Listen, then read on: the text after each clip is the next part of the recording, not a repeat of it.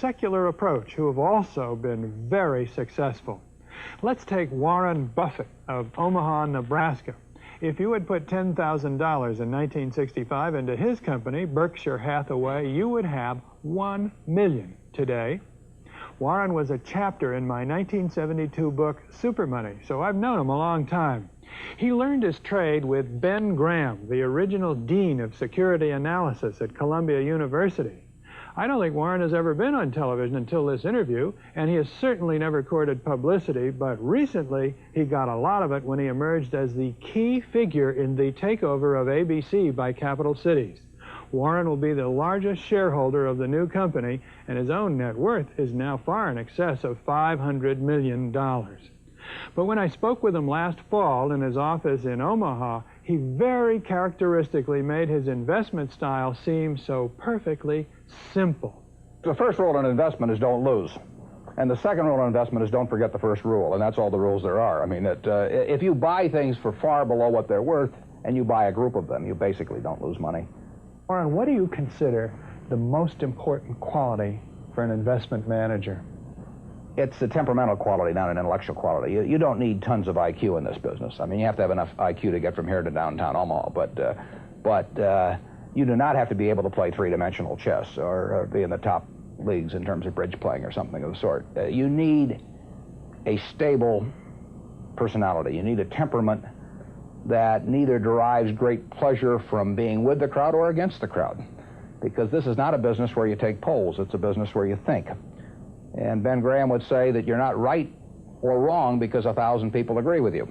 And you're not right or wrong because 1,000 people disagree with you. You're right because your facts and your reasoning are right. Warren, what do you do that's different than 90% of the money managers who are in the market? Certainly most of the professional investors focus on what the stock is likely to do in the next year or two. And they have all kinds of arcane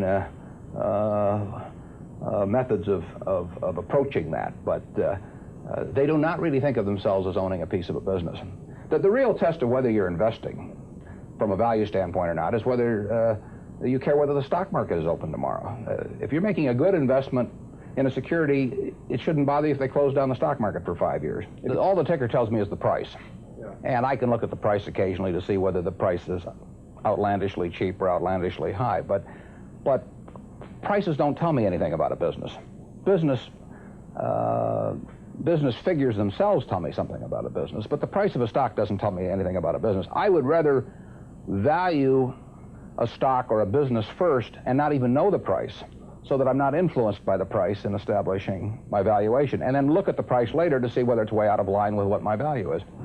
So Buffett chose to stay in this world, Omaha, Nebraska, where corn grows just minutes from downtown. Now, Omaha is a nice town, but nobody claims it's a world financial center. Here, the only thundering herd is actually on 4 feet.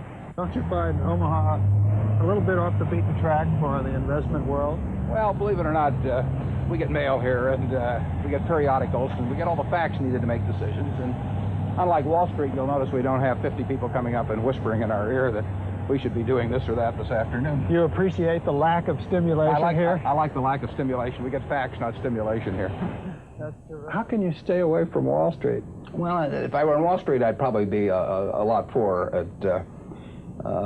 You get overstimulated in Wall Street, and you hear lots of things, and you may shorten your focus, and a short focus is not conducive to long profits. And here I can just focus on what businesses are worth, and I don't need to be in Washington to figure out what the Washington Post newspaper is worth, and I don't need to be in New York to figure out what some other company is worth. It's simply an intellectual process. Well, and the less static there is in that intellectual process, really the better off you are. What is the intellectual process? The intellectual process is defining your area of competence in valuing businesses, and then within that area of competence, finding whatever sells at the cheapest price in relation to value. And there are all kinds of things I'm not competent to value, but there are a few that I am competent to value. Have you ever bought a technology company? No, I really haven't. In 30 years of investing, not one? I haven't understood any of them. So you haven't ever owned, for example, IBM? Never owned IBM. Marvelous company. I mean, a sensational company, but I haven't owned IBM. And so here is this technological revolution going on, and you're not going to be a participant. Gone right past me. Is that all right with you? It's okay with me. Arthur, I don't have to make money in every game. I mean, I don't know what cocoa beans are going to do. I don't, you know, there are all kinds of things I don't know about, and that may be too bad. But you know, why should I know all about them? I haven't worked that hard on them. In the securities business, you literally every day have thousands of the major American corporations offered to you at a price that changes daily. And you don't have to make any decisions. You have to make, nothing is forced upon you. So there are no called strikes in the business. The pitcher just stands there and throws balls at you. And if you're playing real baseball and it's between the knees and the shoulders, you either swing or you got a strike called on you. If you get too many called on you, you're out. In the securities business, you sit there and they throw U.S. Steel at 25 and they throw General Motors at 68, and you don't have to swing at any of them. They may be wonderful pitches to swing at, but if you don't know enough, you don't have to swing.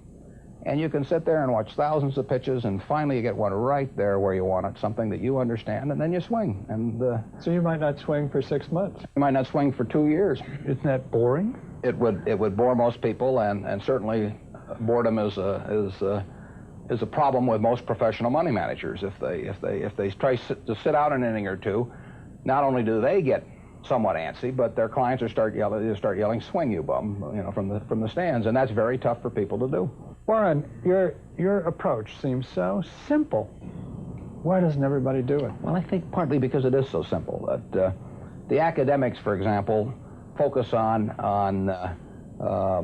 all kinds of variables. Partly because by academics you mean professors of right, finance? Yeah, the data's there. In business school? Sure, and the data's there. So they focus on whether if you buy stocks on Tuesday and sell them on Friday, you're better off, or if you buy them in election years and sell them in other years, you're better off, or if you buy small companies. There are all these variables because the data are there, and they've learned how to manipulate data.